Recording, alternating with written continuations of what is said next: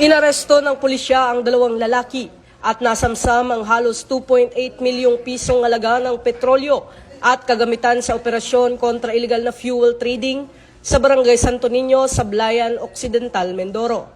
Ayon sa Philippine National Police, isinagawa ang operasyon ng CIDG Occidental Mindoro Provincial Field Unit, katuwang ang Sablayan Municipal Police Station sa ilalim ng Oplan Ligas.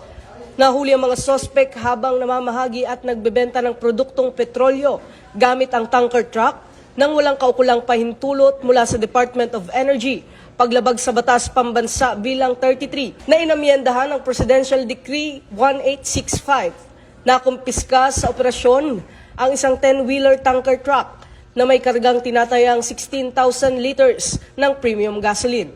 Tinatayang 2,793,000 pesos ang kabuuang halaga ng mga nasamsam, kabilang ang tanker truck at petrolyo. Nasa kustudiya na ng CIDG ang mga sospek para sa kaukulang dokumentasyon at pagsasampa ng kaso.